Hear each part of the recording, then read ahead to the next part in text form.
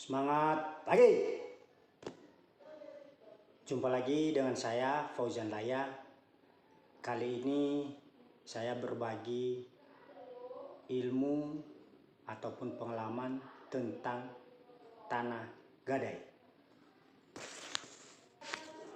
Jadi tanah gadai ini telah diajukan gugatan melalui pengadilan negeri hingga putusan sampai Mahkamah Agung. Nah, ini di pengadilan negeri ini gugatan penggugat ditolak. Di pengadilan tinggi ini membatalkan putusan pengadilan negeri, atau dengan kata lain mengabulkan gugatan penggugat. Di Mahkamah Agung menolak permohonan kasasi dari pemohon kasasi. Dalam hal ini gugatan penggugat dikabulkan di pengadilan tinggi. Nah, mari kita membaca gugatan ini ya. Saya baca kepada Bapak Ibu supaya mengerti ya bagaimana duduk persoalan ya. Jadi saya tidak membaca nama para pihak, saya langsung ke duduk persoalan, yaitu bahwa sebagai dasar dan alasan gugatan penggugat terhadap tergugat adalah sebagai berikut. Bahwa penggugat mempunyai sebidang tanah pertanian seluas kurang lebih 3 kaleng bibit padi, terletak di lingkungan Desa Rumah Kabanjahe, Kecamatan Kabanjahe, Kabupaten Karo, dengan batas-batas sebagai berikut. Utara dengan tanah padi Brahmana, timur dengan sobat Brahmana, selatan dengan hutan Jumagelung, barat dengan jurang. Dan tanah tersebutlah yang menjadi objek gugatan dalam gugatan penggugat ini. Bahwa tanah terperkara tersebut telah penggugat gadaikan kepada almarhum Pak Bangkit Sembiring, yaitu ayah kandung dari tergugat, pada tanggal 27 Agustus 1981. Bahwa dalam perikatan gadai atas tanah terperkara tersebut dari penggugat kepada almarhum Pak Bangkit Sembiring pada tanggal 27 Agustus 1981, tanah terperkara beralih diusahai oleh almarhum Pak Bangkit Sembiring sejak tanggal 27 Agustus 1981, dan menurut surat gadai tanggal 27 Agustus 1981 tersebut, almarhum Pak Bangkit Sembiring memberikan harga gadai atas tanah terperkara kepada penggugat sebesar Rp693.000, atau dengan perbandingan waktu itu 21 mayam emas murni 24 karat. Bahwa setelah Pak Bangkit Sembiring meninggal dunia, tanah terperkara diteruskan diusahai oleh tergugat Rosmina Boru Kembaren sampai sekarang ini.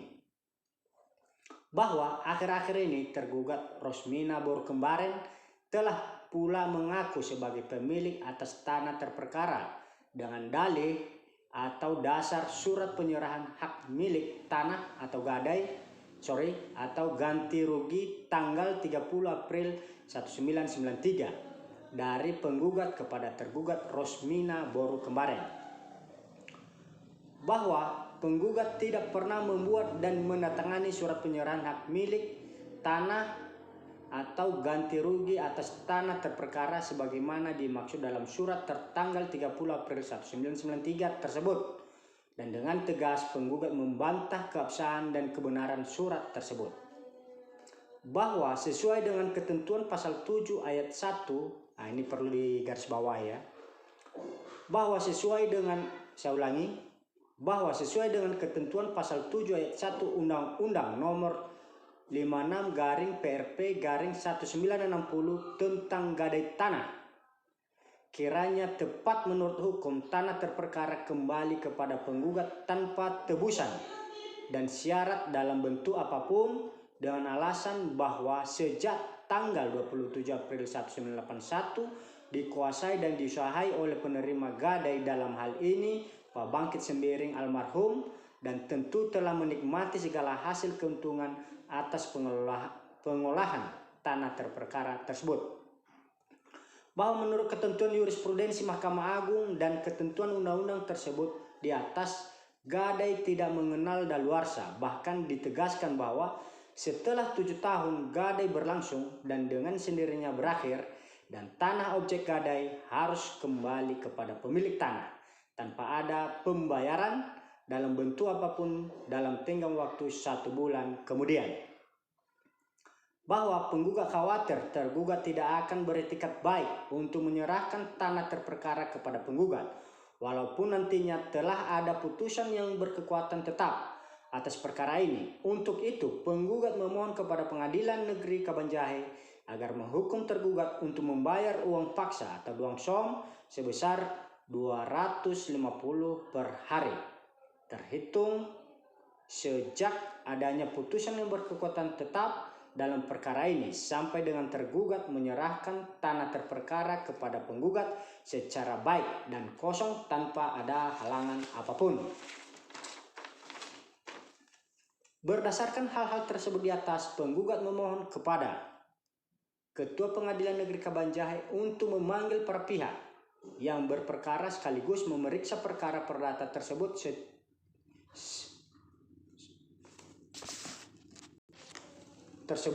serta memberikan putusan hukum sebagai berikut.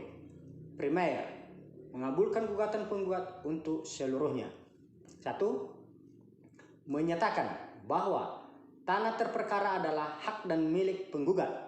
2. Menyatakan bahwa surat perjanjian tanggal 27 April 1981 tentang gadai atas tanah terperkara antara penggugat dengan Pak Bangkit Sembiring almarhum adalah sah. 3. Menyatakan surat penyerahan hak milik tanah atau ganti rugi tanggal 30 April 1993 atas tanah terperkara tidak sah dan tidak berkekuatan. 4. Menghukum tergugat dan orang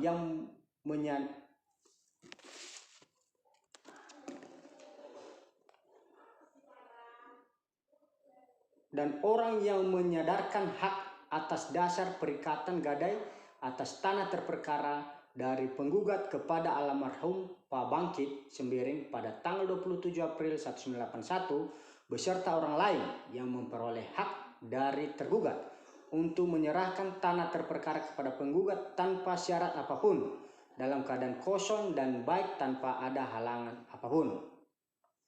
5. Menghukum tergugat untuk membayar uang paksa duang som kepada penggugat sebesar Rp250.000 per hari, terhitung sejak adanya putusan hukum yang berkekuatan hukum tetap atas perkara ini sampai dengan tergugat menyerahkan tanah terperkara kepada penggugat dalam keadaan baik dan kosong tanpa ada halangan apapun. 6. Menghukum tergugat untuk membayar seluruh biaya yang timbul dalam perkara ini. Subsidiar, bila mana pengadilan berpendapat lain, mohon putusan hukum yang seadil-adilnya. Nah, ini adalah duduk persoalan dari video yang saya buat. Ini buat rekan saya polisi, menantu Pak Sentosa Tarigan. Salam dari jauh, Pak. Ya. Buat rekan saya di Nias Barat ya dan di Nias Utara yang mengalami perkara yang sama ya, dan beberapa rekan-rekan yang di Sulawesi, di Jawa Barat. Ini salah satu contoh perkara tentang tanah gadai. Maksudnya gadai atas tanah. Ya, jadi kita lanjut ke putusan pengadilan negeri. Di sini gugatannya ditolak seluruhnya. Saya baca poinnya saja. Terkait pertimbangan hukumnya saya akan baca atau saya akan jelaskan di video selanjutnya ya. Ini saya langsung aja, ini kurang jelas ya. Saya baca. Mengadili dalam konvensi, dalam eksepsi, menolak eksepsi dari tergugat seluruhnya.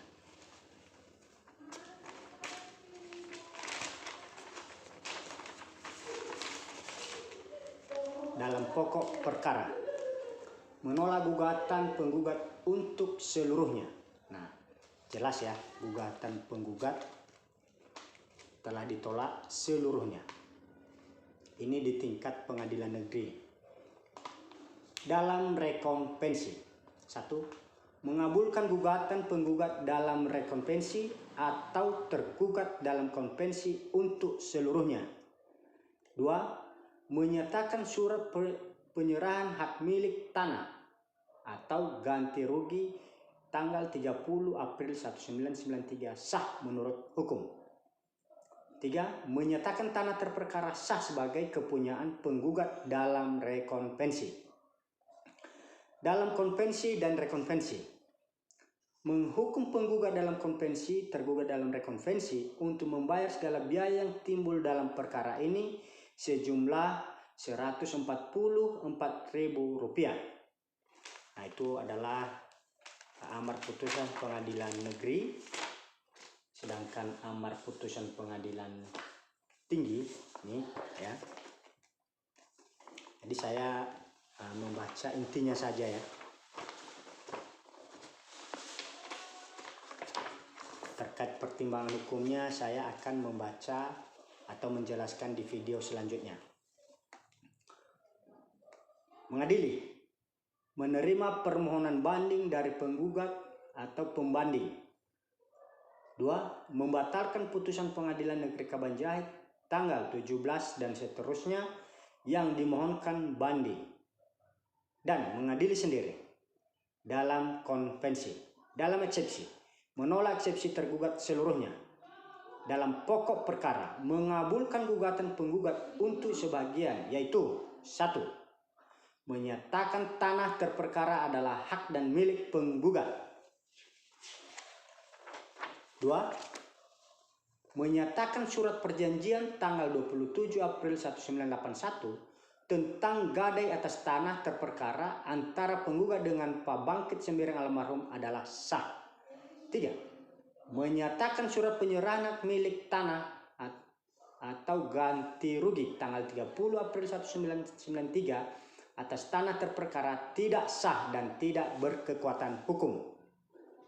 4. Menghukum tergugat dan orang yang menyadarkan hak atas dasar perikatan gadai atas tanah terperkara dari penggugat kepada almarhum Pak Bangkit Sembiring pada tanggal 27 April 1981 beserta orang lain yang memperoleh hak dari tergugat untuk menyerahkan tanah terperkara kepada penggugat tanpa syarat apapun dalam keadaan kosong dan baik tanpa ada halangan apapun. 5. Menghukum tergugat terbanding untuk membayar ongkos perkara yang timbul dalam kedua tingkat peradilan yang untuk tingkat banding saja dihitung sebesar Rp110.000. 6. Menolak gugatan yang selebihnya.